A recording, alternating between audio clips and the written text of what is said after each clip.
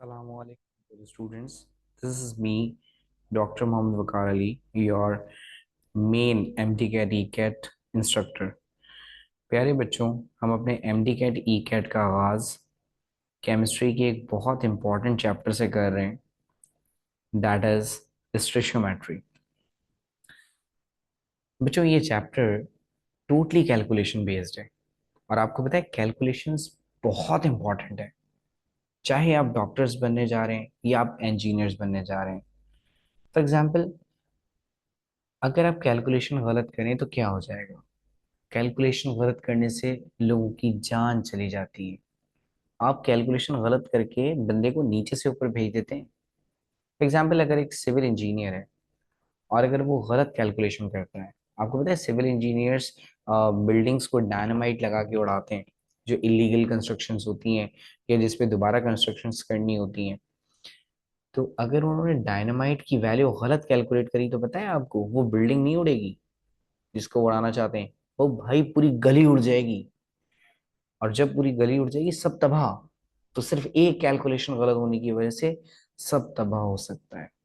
और अगर हम डॉक्टर्स की बात करें, तो अगर किसी डॉक्टर के पास कोई पेशेंट आता है सर्जरी के लिए, तो ज़ाहिर डॉक्टर उसे एनेस्थीसिया दे के बेहोश करेगा। और अगर गलत डोज कैलकुलेट हो गई तो पेशेंट बेहोश नहीं होगा, पेशेंट तो नीचे से डायरेक्ट ऊपर।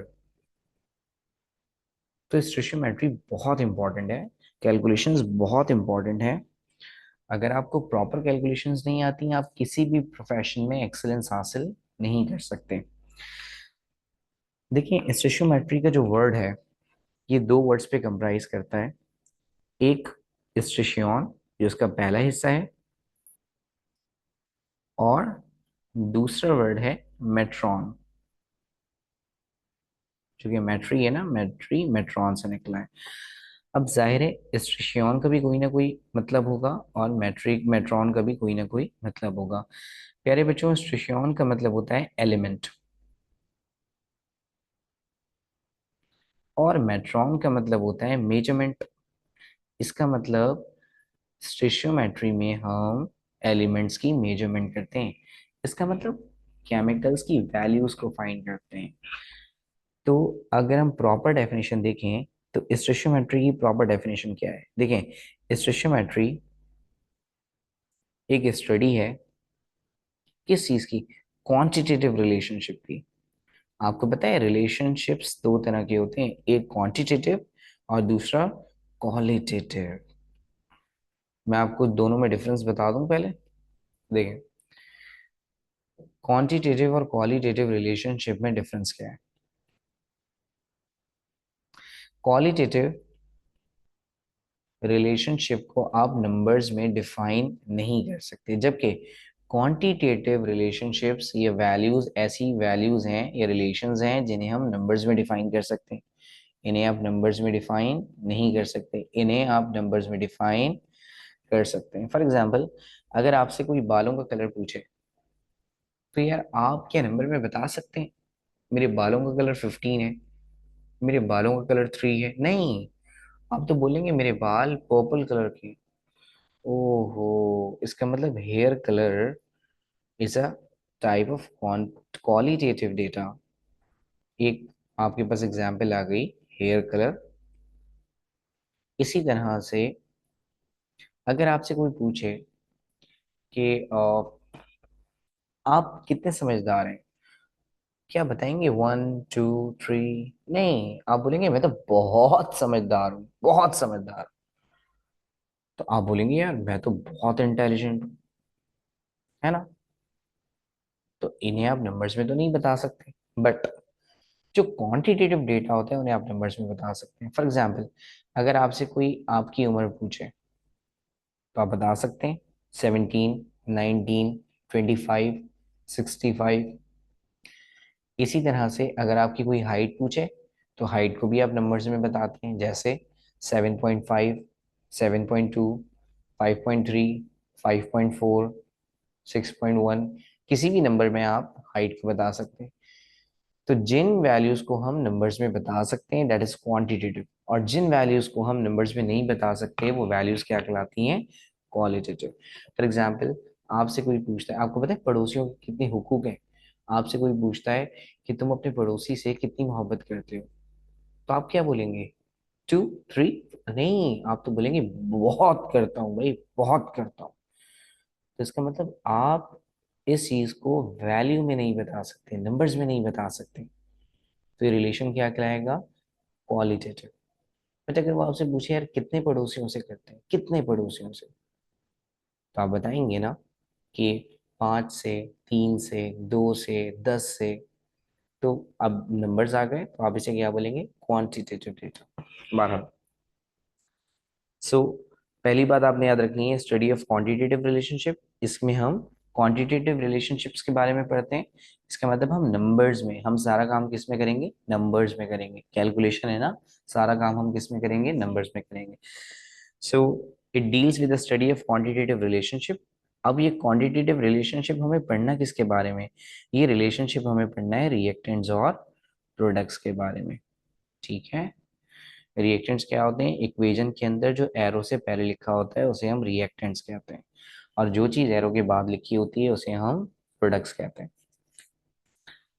अच्छा, अब ये रिएक्टेंट्स और प्रोडक्ट आपको कहाँ मिलेंगे? ये आपको मिलेंगे केमिकल रिएक्शन में। ठीक है, और लाजमी तौर पे वो केमिकल जो रिएक्शन है उसकी इक्वेशन क्या होनी चाहिए? बैलेंस। तो हम एक चीज और लिख देते हैं, by using balance chemical equation. So stoichiometry chemistry की एक ऐसी ब्रांच है जिसमें हम क्वांटिटेटिव रिलेशनशिप को पढ़ते हैं, किसके दरमियान? रिएक्टेंट्स और प्रोडक्ट के दरमियान। और वो रिएक्टेंट्स और प्रोडक्ट किसके अंदर हैं? केमिकल रिएक्शंस के अंदर हैं। और हम उनको कैसे स्टडी करते हैं? एक बैलेंस केमिकल इक्वेशन के थ्रू। अच्छा, जब हम M D cat E cat पढ़ रहे होते हैं तो हमें सिर्फ एक तरह से डेफिनेशंस को नहीं पढ़ना होता। जितने भी मेथड्स हैं डेफिनेशंस के, जितने भी बोर्ड्स हमें डिफरेंट डेफिनेशंस बताते हैं, हमें सबको अ, अपनी नज़र में रखना होता है। तो ये जो डेफिनेशन मैंने आपको बताई, ये आपकी सिंध बोर्ड की डेफिनेशन है। अब जो डेफिनेशन मैं आपको बता रहा हूँ ये फेडरल बोर्ड की डेफिनेशन है। दोनों ही डेफिनेशंस आपको याद होनी चाहिए, क्योंकि एमसीक्यूज में कोई भी वर्डिंग वो यूज कर सकता है। ठीक है, देखिए अब हम इसको एक नए अंदाज में डिफाइन कर रहे हैं। सो पहले हमने कहा study of quantitative relationship, but अब हम कह रहे हैं study of relative amount of substance. अच्छा, अब ये सब्सटेंस किस चीज का है?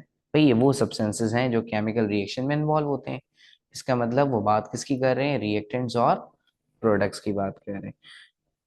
इसका मतलब रिएक्टेंट्स और प्रोडक्ट्स की अमाउंट को पढ़ना, रिएक्टेंट्स और प्रोडक्ट्स की अमाउंट को पढ़ना क्या कहलाता है?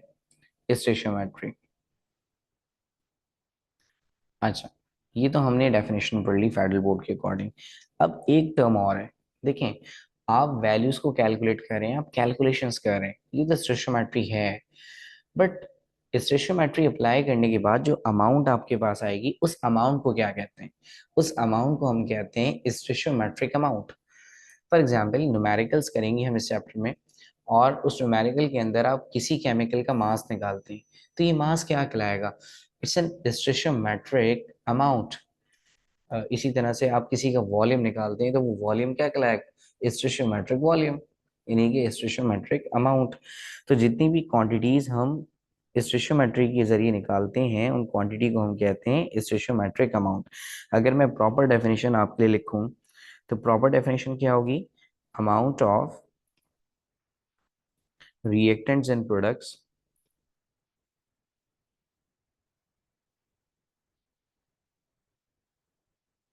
इन अ बैलेंस केमिकल इक्वेशन। किसी भी बैलेंस केमिकल इक्वेशन के जरिए जो आपने रिएक्टेंट्स और प्रोडक्ट की वैल्यू मालूम की है, वो वैल्यू क्या कहलाएगी? वो वैल्यू कहलाएगी स्टोइचियोमेट्रिक अमाउंट। ठीक है, जबकि इस पे काम करना क्या कहलाएगा? इस पे काम करना कहलाएगा स्टोइचियोमेट्री। लेकिन इनकी जो वैल्यूज आएंगी, जो आंसर्स आएंगे आपके न्यूमेरिकल के, उनको आप क्या बोलेंगे? स्टोइचियोमेट्रिक अमाउंट्स। ये सिंपल से स्टोइचियोमेट्री का इंट्रोडक्शन था। अब हमें स्टोइचियोमेट्री की एप्लीकेशंस और अजम्पशंस को पढ़ना है। यानी हमें इस रेशियोमेट्री को अप्लाई करते हुए किन किन बातों का ध्यान रखना है?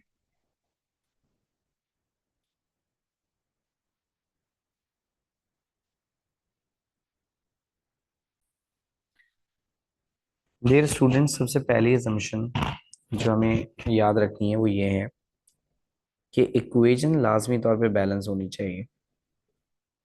यानी कि इक्वेशन मस्ट बी बैलेंस। अगर आप स्टेशनमेट्रिक कैलकुलेशन कर रहे हैं और इक्वेशन बैलेंस नहीं है, तो जितनी भी कैलकुलेशंस आपने की हैं वो गलत साबित हो सकती हैं। तो अगर इक्वेशन बैलेंस नहीं है, स्टेशनमेट्री का कोई फायदा नहीं है। दूसरी बात, कोई साइड रिएक्शन नहीं होना चाहिए, यानी कि नो साइड रिएक्शन। इसका मतलब ये हुआ कि जो काम आप करना चाह रहे हैं आप वही काम करें। ऐसा ना हो कि जो काम आप करना चाह रहे हैं उसके अलावा भी कुछ हो जाए। फॉर एग्जाम्पल, अगर आप कार्बन डाइऑक्साइड बनाना चाह रहे हैं तो डेफिनेटली कार्बन डाइऑक्साइड ही बननी चाहिए। ऐसा ना हो कि आप इन दोनों को मिला रहे हैं और कार्बन डाइऑक्साइड की जगह कार्बन मोनोऑक्साइड बन रही है। अगर कार्बन मोनोऑक्साइड बन गई तो आप समझ जाएं कि आपकी जो स्टोइचियोमेट्रिक कैलकुलेशंस हैं वो ठीक नहीं है, आपके सारे आंसर्स गलत आएंगे। तो जिन चीज़ों पर आपने फोकस करना है उन पर आपने बहुत ध्यान देना है। ऐसा ना हो कि कर कुछ रहे हो कुछ जाए। तीसरी बात जो आपने याद रखनी है वो ये है कि reactant must be completely converted into product. इसका मतलब ये है कि रिएक्टेंट्स पूरी तरह से किस में कन्वर्ट हो जाएं? प्रोडक्ट के अंदर।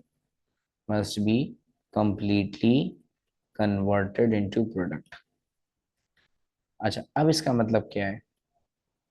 इसका मतलब ये है कि रिएक्शन क्या हो? इरिवर्सिबल। क्योंकि रिवर्सिबल रिएक्शन में क्या होता है कि रिएक्टेंट्स पूरी तरह से प्रोडक्ट कन्वर्ट नहीं होता। मैं यहाँ पे ब्रैकेट में मेंशन कर देता हूँ कि हम कौन से रिएक्शन की बात कर रहे हैं। हम इरिवर्सिबल की बात कर रहे हैं। इसका मतलब ये हुआ कि स्टोइचियोमेट्री सिर्फ और सिर्फ इरिवर्सिबल रिएक्शंस पर अप्लाई होती है, रिवर्सिबल रिएक्शंस पर अप्लाई नहीं होती। अच्छा, मैं आपको रिवर्सिबल और इरिवर्सिबल में जरा डिफरेंस बता दूं क्या होता है। देखिए, रिएक्शंस डायरेक्शन के लिहाज से दो तरह के हो सकते हैं। ठीक है, एक जिन्हें हम कह सकते हैं रिवर्सिबल, जिन पर स्टेशियोमेट्री अप्लाई नहीं होती, और एक कौन से हैं? इरिवर्सिबल, जिन पर स्टेशियोमेट्री अप्लाई होती है। ठीक है। अच्छा, अब रिवर्सिबल क्या होते हैं देखिएगा। रिवर्सिबल में क्या होगा कि रिएक्टेंट्स प्रोडक्ट में कन्वर्ट होंगे और प्रोडक्ट भी वापस रिएक्टेंट में कन्वर्ट हो सकते हैं। लेकिन जो इरिवर्सिबल हैं वो उनमें क्या होगा? रिएक्टेंट्स प्रोडक्ट में कन्वर्ट होंगे लेकिन प्रोडक्ट वापस रिएक्टेंट में कन्वर्ट नहीं हो सकते। यानी रिएक्टेंट्स प्रोडक्ट में, प्रोडक्ट वापस रिएक्टेंट में, इसे हम रिवर्सिबल कहते हैं। और अगर ऐसा ना हो सके तो फिर हम उसे क्या कहेंगे? Irreversible. For example, A plus B मिलके बना रहे हैं सी। ठीक है। अब अगर सी वापस ए और बी बना सकता है तो फिर हम इसे कहेंगे रिवर्सिबल।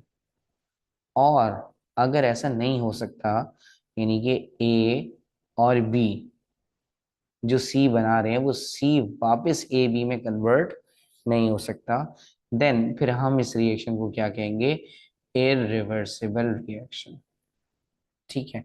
तो अगर वो रिएक्टेंट्स प्रोडक्ट में कन्वर्ट हो सकते हैं, प्रोडक्ट वापस रिएक्टेंट में कन्वर्ट हो सकते हैं, रिवर्सिबल। और अगर प्रोडक्ट वापस रिएक्टेंट में कन्वर्ट नहीं हो सकते तो फिर हम उसे क्या कहेंगे? इरिवर्सिबल। अब आ जाए लास्ट पॉइंट पे जो आपने स्टेशियोमेट्री के लिए याद रखना है। वो क्या है? मस्ट ओबे law of conservation of mass. देखिए, एमडी कैट का जो लेक्चर होता है ना वो बहुत डिटेल्ड होता है। और जितना ज़्यादा डिटेल लेक्चर होगा आपके उतने ही कॉन्सेप्ट बिल्ड होंगे और उतने ही नंबर ऑफ एमसीक्यू सही होने के आपके चांसेस बढ़ेंगे। एमडी कैट ई कैट एक बहुत मुश्किल चीज़ है। इसमें आपको बहुत कंसिस्टेंट रहना पड़ता है। बहुत ज़्यादा मेहनत करनी पड़ती है जब जाके सिला मिलता है आपको। इतना आसान नहीं है, कंपटीशन बहुत ज़्यादा है, बहुत ज़्यादा है। सो must obey law of conservation of mass. ठीक है। और साथ में लॉ ऑफ डेफिनेट प्रोपोर्शन। अच्छा, अब सिलेबस में लॉ ऑफ डेफिनेट प्रोपोर्शन और law of conservation of mass की डेफिनेशन तो नहीं है, सिर्फ नाम है। वो भी पंजाब बोर्ड की बुक में और केपीके की बोर्ड की बुक में। आपके सिंध बोर्ड और फेडरल बोर्ड की बुक में इनके नाम मेंशन नहीं है।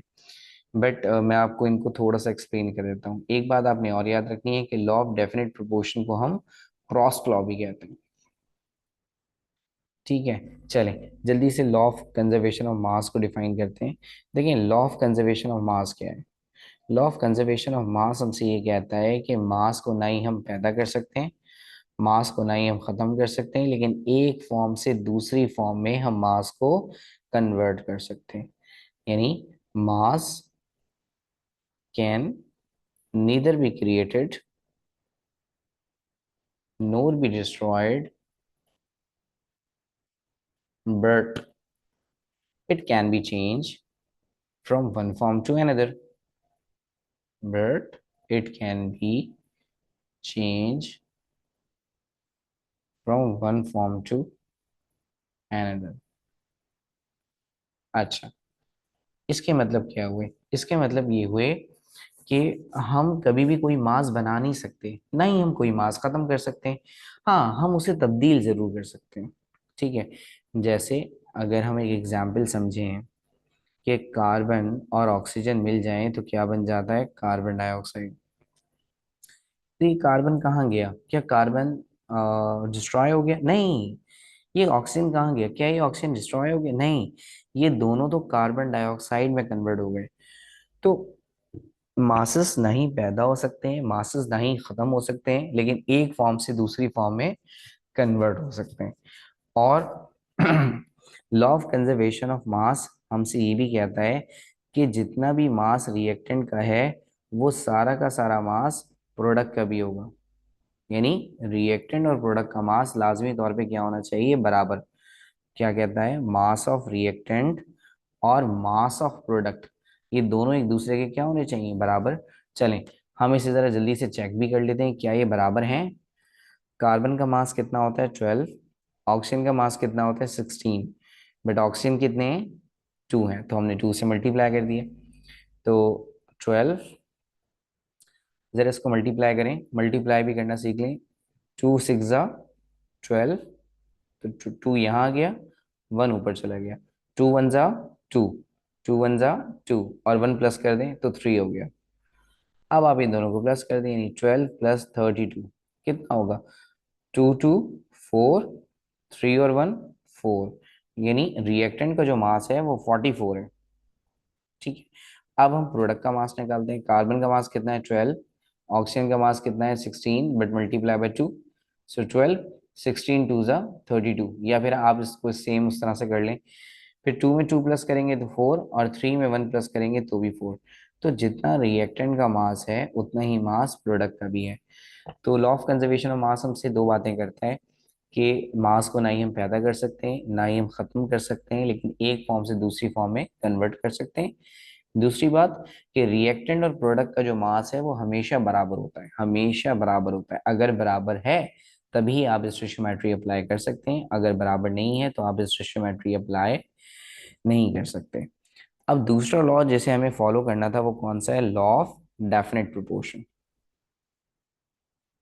देखिए, लॉ ऑफ डेफिनेट प्रोपोर्शन आपसे ये कहता है किसी भी केमिकल के अंदर जो एलिमेंट्स की रेशियो होती है वो हमेशा क्या होती है? फिक्स्ड होती है। यानी a pure substance always contain fixed elemental ratio, fixed elemental ratio। और चाहे वो कंपाउंड किसी भी तरीके से तैयार करा हो या उसको किसी भी सोर्स से हम लेके आए हो, बट उसमें जो एलिमेंटल रेशियो है वो हमेशा क्या रहेगी? फिक्स्ड। तो हम एक बात और लिख देते हैं, independent of method of preparation and source, method of preparation and source.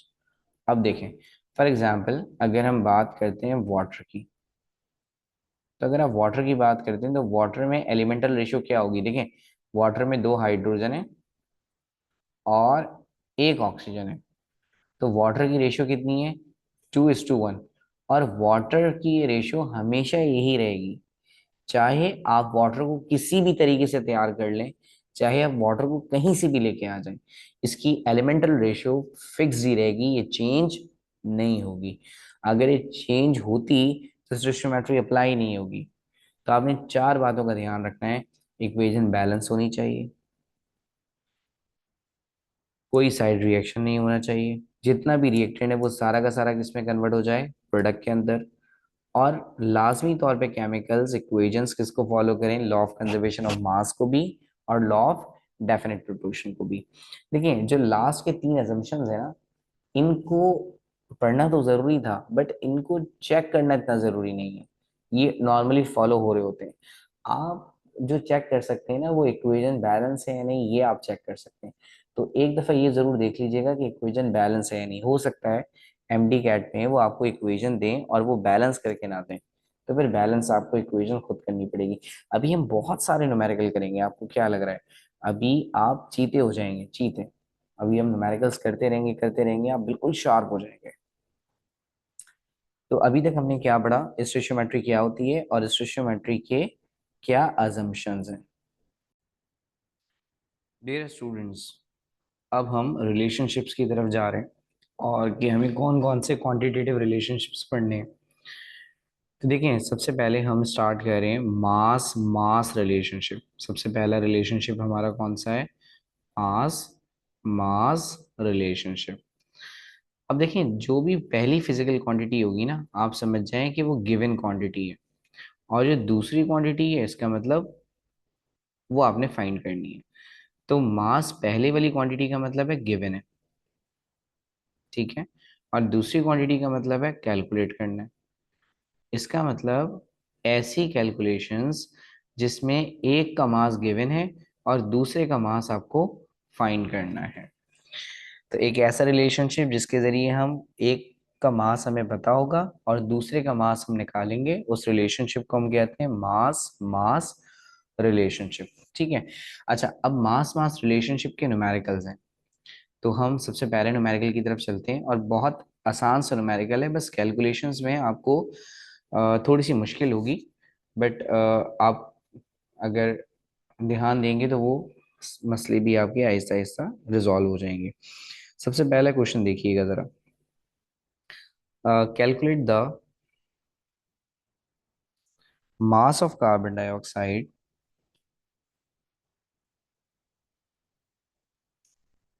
that can be reduced by complete thermal decomposition of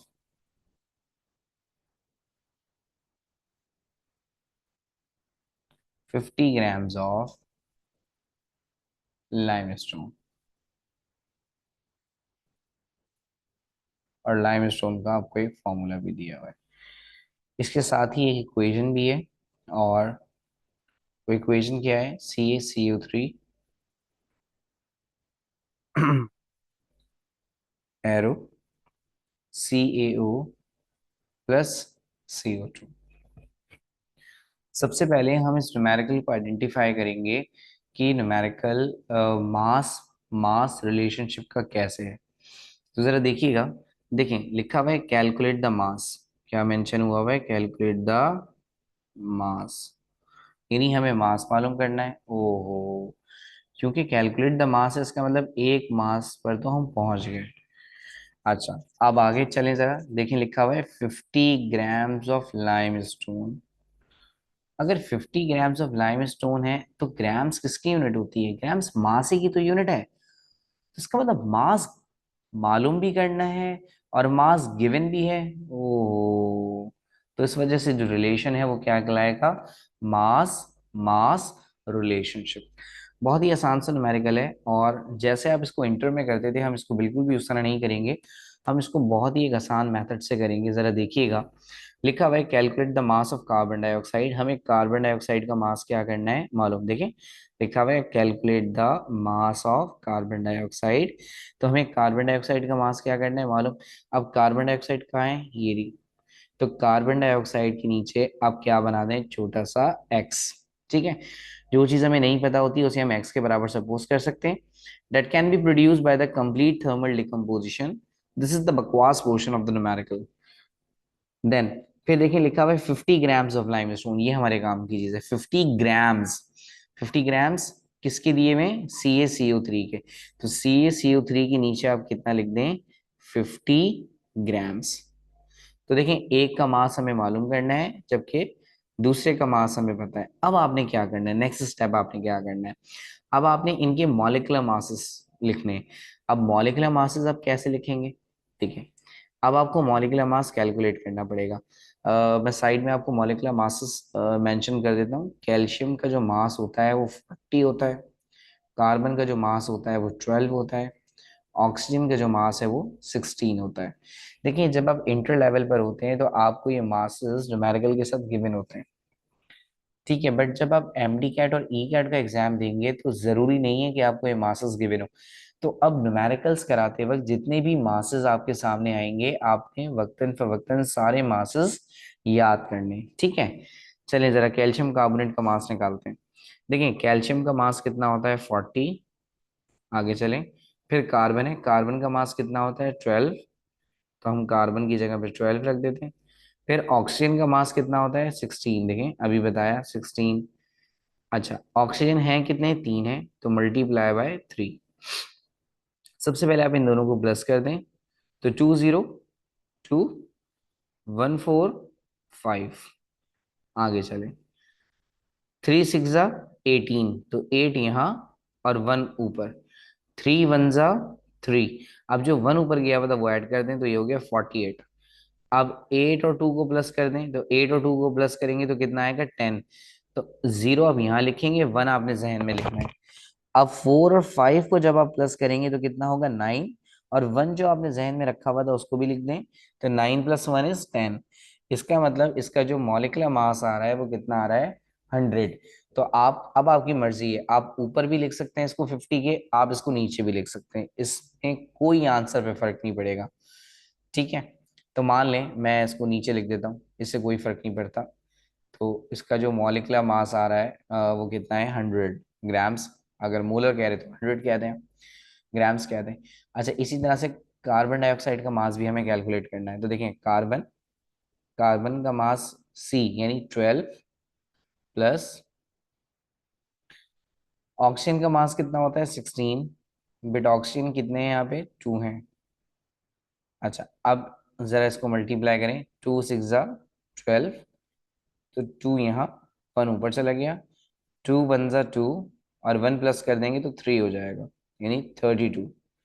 अब इसमें 12 प्लस कर दें, तो 2 2 4, 3 और 1 4, यानी जो कार्बन डाइऑक्साइड का मास है वो कितना है, 44। अगर आप मोलर मास कहते हैं तो फिर आप यूनिट लगा दें, ग्राम। अब आपने क्या करना है, आपको याद है इंटर में आप कैसे करते थे, आप लिखते थे 100 grams of CaCO3 produces 44 grams of CO2। फिर आप लिखते थे 1, यानी उस वैल्यू को डिवाइड कर देते थे, वो 1 बन जाता था। फिर 50 को दोनों साइड्स में मल्टीप्लाई और डिवाइड कर देते। बट अब आपको ऐसा करने की जरूरत नहीं है, अब हम इसे डायरेक्ट सॉल्व करेंगे। किस तरह से, देखिएगा आप क्या करेंगे, इनका रिलेशन बनाएंगे कैसे, 50/100 डिवाइडेड बाय x/44, ठीक है। 50/100 डिवाइडेड बाय इक्वल है x/44। चलें अब आप इसे कैसे सॉल्व करेंगे, देखिएगा जरा। एक जीरो से एक जीरो कैंसिल हो गया, ठीक है, एक जीरो से हमने एक जीरो क्या कर दिया, कैंसिल कर दिया। अब आप क्या करेंगे आगे, 5 1 5, 5 2 10। अच्छा अब आपने एक और बात याद रखनी है, जब भी वैल्यूज इक्वल में होंगी ना, यानी बीच में इक्वल है और यहाँ भी वैल्यू है, यहाँ भी वैल्यू है, यहाँ भी वैल्यू है, यहाँ भी वैल्यू है, तो याद आपने क्या रखना है कि आप इन दोनों को आपस में कट कर सकते हैं, ठीक है। आप इन दोनों वैल्यूज को भी आपस में कट कर सकते हैं, आप इन दोनों वैल्यूज को भी आपस में कट सकते हैं, आप इन दोनों वैल्यूज को भी आपस में कट कर सकते हैं। यानी स्क्वायर ब्रैकेट में कट हो सकता है, यानी ये इससे कट जाएगा, ये इससे कट जाएगा, ये आपस में भी कट सकते हैं, ये दोनों आपस में भी कट सकते हैं।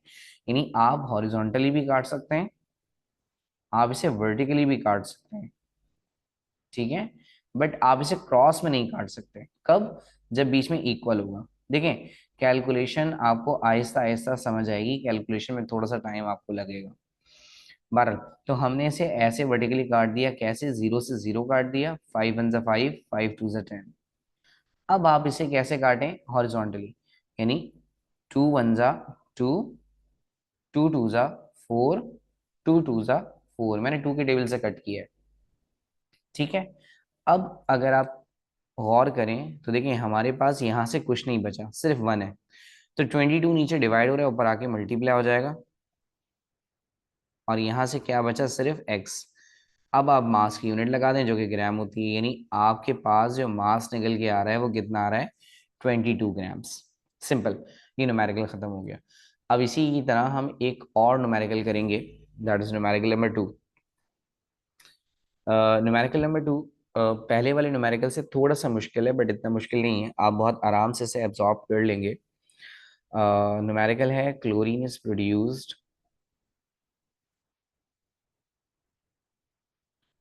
On large scale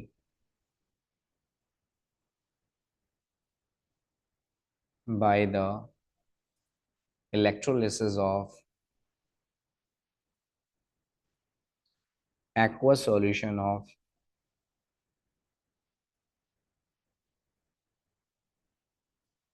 sodium chloride.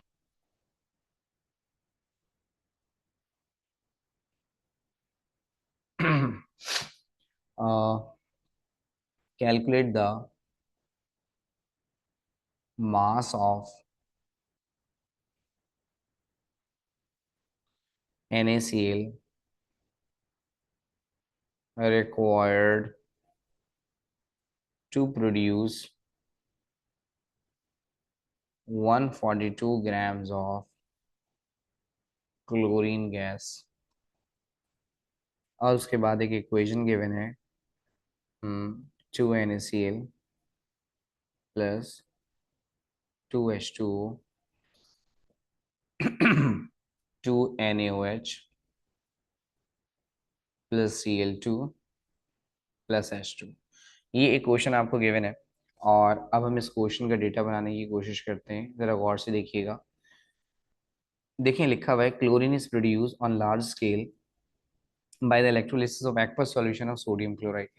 आप देख रहे हैं यहाँ से लेके यहाँ तक का जो हिस्सा है, इतने हिस्से में न्यूमेरिकल में कोई भी वैल्यू नहीं गिवन है। तो दिस इज द बकवास portion of the numerical.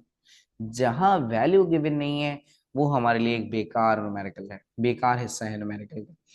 Calculate the mass. अब काम की चीज शुरू हुई, कैलकुलेट द मास। हमें मास मालूम करना है, किसका मास मालूम करना है? सोडियम क्लोराइड का मास मालूम, यानी NaCl का मास मालूम करना है। तो जल्दी से NaCl के साथ क्या लिख देते हैं? x, ठीक है। आगे चलते हैं, required to produce 142 grams of chlorine gas, और हमें क्लोरीन गैस का मास गिवन है, कितना है देखें जरा?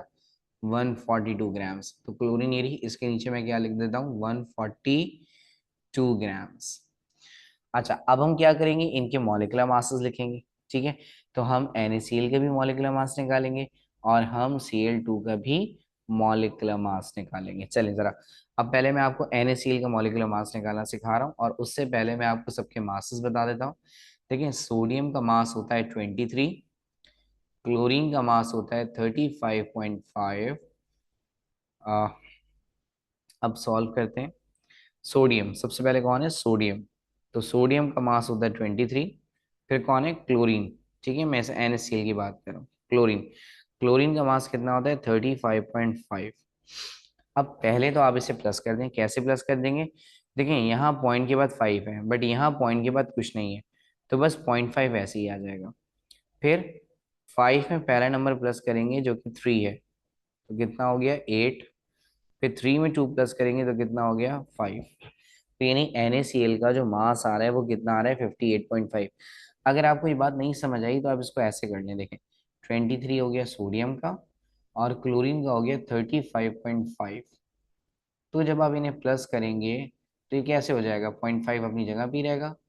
3 और 5 कितने हो जाएंगे 8, और 2 और 3 कितने हो जाएंगे 5। आप इन्हें जैसे भी कर लें, जैसे आपको कैलकुलेशन आसान लग रही है। कैलकुलेशन बहुत आसानी से अच्छी नहीं होगी, कैलकुलेशन में टाइम लगेगा। ठीक है, जब आप 2-3 चैप्टर्स पढ़ लेंगे इंशाल्लाह फिर आपकी कैलकुलेशन पे फर्क पड़ना शुरू हो जाएगा। 12।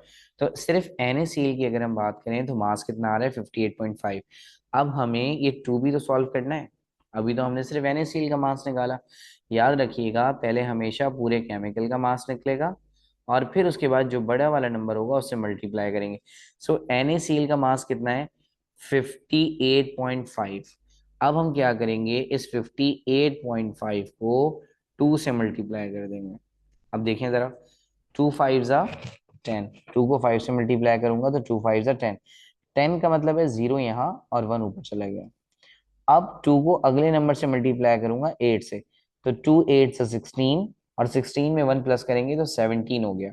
तो 7 यहाँ और 1 फिर ऊपर, फिर 2 5 ज़ा 10 और फिर 1 प्लस करेंगे तो 11 हो जाएगा। अब क्या सिनेरियो है, अब आपने पॉइंट कहाँ लगाना है, देखें आप ये चेक करें पहले तो पॉइंट लगा हुआ कहाँ है।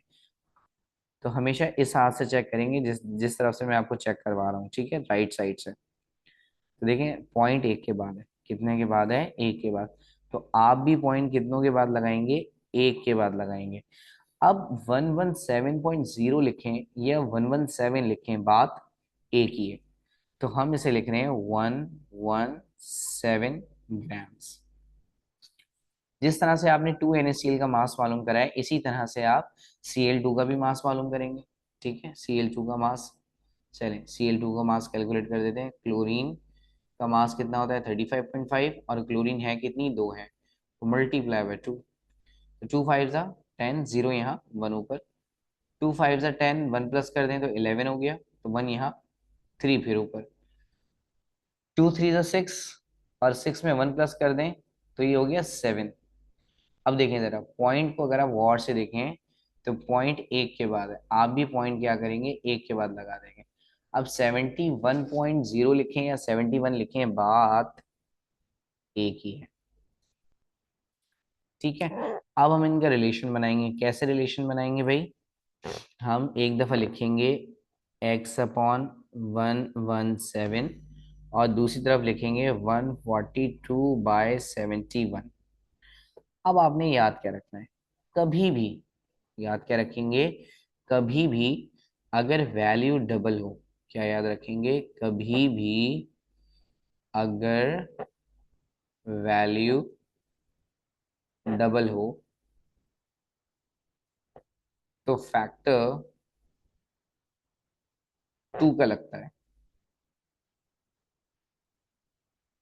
नहीं समझ आया, अब देखें जरा, मैं आपको एक एग्जांपल देता हूँ। मान लें 8/4 है, जरा गौर से देखिएगा, क्या वैल्यू डबल है, बिल्कुल 4 का डबल 8 होता है, वैल्यू डबल ही तो है। तो देखें आंसर क्या आएगा, 4 1 ज़ा 4, 4 2 ज़ा 8, आंसर कितना आया 2 आया। और मैंने आपसे क्या कहा कि फैक्टर कितने का लगेगा, 2 का लगेगा। जैसे अगर लिखा हुआ है 6/3, तो क्या 6 3 का डबल नहीं है, बिल्कुल है भाई। देखिए 3 का डबल करेंगे तो क्या आएगा 6, इसका मतलब वैल्यू एग्जैक्टली डबल है भाई। सो 3 1 ज़ा 3, 3 2 ज़ा 6, आंसर कितना आया 2। इसका मतलब हम समझ गए कि अ, जब वैल्यू डबल होती है तो आंसर यानी फैक्टर मल्टीपल कितने का आता है, 2 का आता है। अब जरा इस वैल्यू को देखें, कौन सी वैल्यू, ये वैल्यू, इस वैल्यू को देखें जरा जल्दी से, गौर से देखें इस वैल्यू को। इस वैल्यू को अगर आप गौर से देखेंगे तो 7 का डबल होता है 14, ऐसे ही है। 7 7 का डबल कितना होता है 14, भाई देखिए ना, 7 और 7 का डबल कितना होता है 14। इसी तरह से 1 और 1 का डबल कितना होता है 2। इसका मतलब 71 का डबल कितना हुआ 142। देखिए ना, 7 का डबल कितना होता है 14, और 1 का डबल कितना होता है 2। इसका मतलब ये हुआ कि वैल्यू डबल ही तो है। तो अब आप इसको कैसे कट करेंगे, आप इसको ऐसे कट करेंगे 71 1 ज़ा 71, 71 टू ज़ा 142। अब देखिए हमारे पास क्या बचा। हमारे पास बचा x कॉन 117 बराबर है 2 के। डिवाइड में 1 होता है तो हम उसे मेंशन नहीं करते। अब अगले स्टेप में क्या करेंगे, ये जो 117 डिवाइड हो रहा है वो ऊपर आके क्या हो जाएगा, मल्टीप्लाई। तो हम इसे मल्टीप्लाई कर देते हैं। और याद रखिएगा मल्टीप्लाई हम हमेशा राइट साइड से देते हैं। तो 2 7 जा, बताइए, 2 7 जा 14। तो 4 हमने यहाँ लिखा, 1 ऊपर चला गया। 2 1 जा 2, 1 जो ऊपर गया हुआ था वो आ गया, 3 हो गया।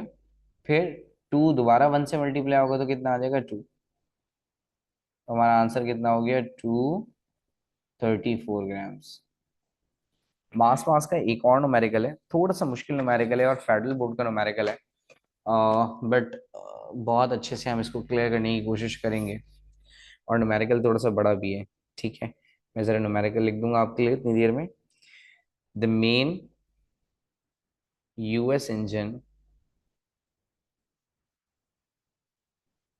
Of US space shuttle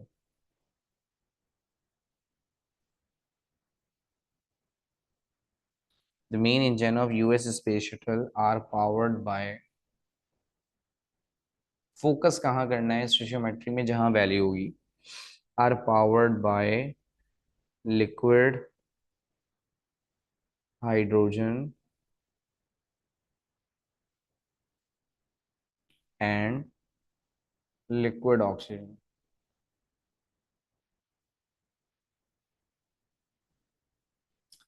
if 1.02 multiply 10 की power 5 kg of liquid hydrogen is carried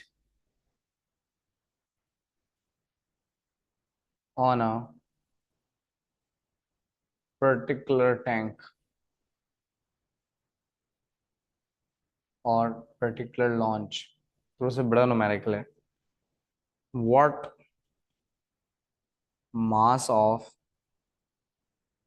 liquid oxygen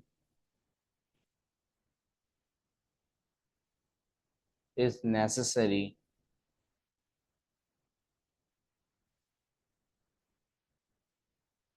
for all the hydrogen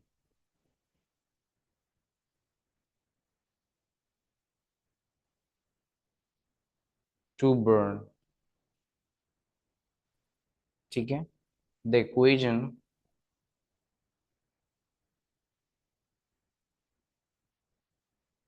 for the reaction,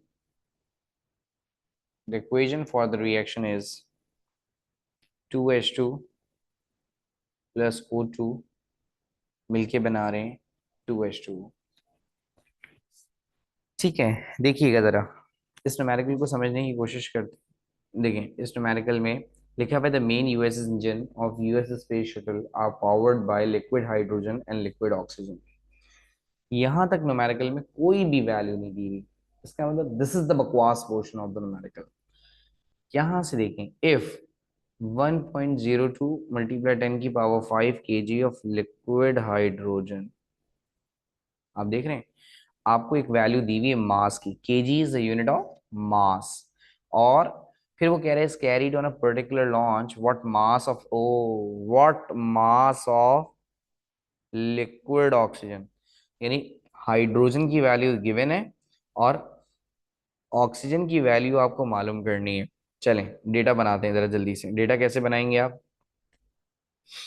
लिखा हुआ है इफ 1.02 मल्टीप्लाई 10 की power 5 kg of liquid hydrogen, hydrogen कहाँ है, ये रहा। तो इसके नीचे वैल्यू लिख दें जरा जल्दी से, 1.02 मल्टीप्लाई 10 की पावर 5। ठीक है, आगे चलें। फिर उसके बाद कह रहा है what mass of liquid oxygen, यानी लिक्विड ऑक्सीजन का मास हमें क्या करना है, मालूम करना है। अब हम क्या करते हैं, इनसे ऊपर मासेस रखते हैं। तो इसका मास निकालें जरा पहले जल्दी से, देखिएगा जरा। हाइड्रोजन का मास 1 होता है, बट हाइड्रोजन है कितने, 2 हैं, तो मल्टीप्लाई बाय 2। तो H2 का मास जो है वो आ गया 2। बट हमारे पास H2 नहीं है, हमारे पास तो क्या है, हमारे पास तो 2H2 है।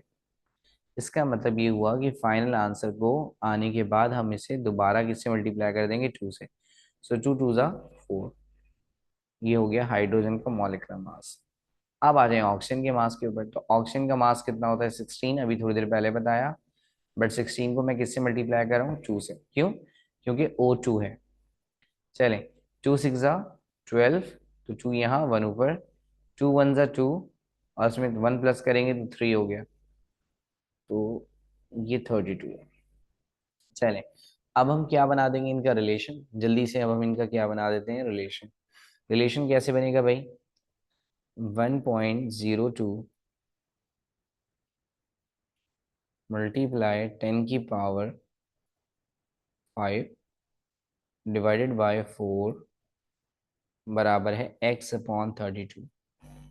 चले, क्रॉस कैसे करेंगे, मैंने आपको बताया था इन दोनों को भी कैंसिल कर सकते हैं, इन दोनों को भी कैंसिल कर सकते हैं, इन दोनों को भी कैंसिल कर सकते हैं, और इन दोनों को भी, यानी स्क्वायर ब्रैकेट में रहते हुए आप किसी भी तरह से इन्हें कैंसिल कर दें।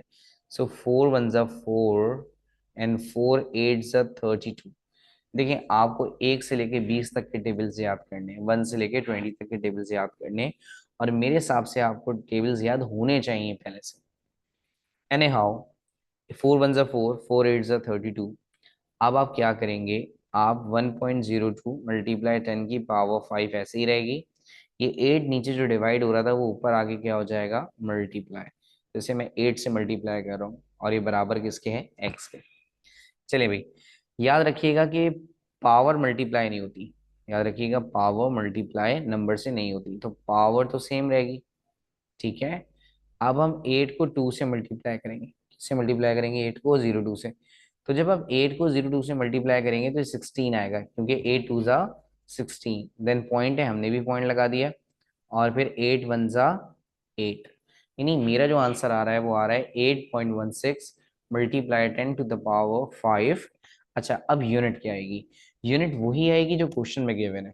तो क्वेश्चन में अगर आप गौर से देखें तो आपको कौन सी यूनिट दी हुई, देखिएगा जरा, मास की, किलोग्राम। आपको मास की कौन सी यूनिट दी हुई है, किलोग्राम। तो आप भी मास की कौन सी यूनिट लगाएंगे, आप भी मास की किलोग्राम यूनिट लगाएंगे। यहाँ पर मास मास के मैंने आप 3 न्यूमेरिकल्स करा दिए, और मुझे उम्मीद है कि आपको मास मास रिलेशनशिप निकालना आ गया होगा।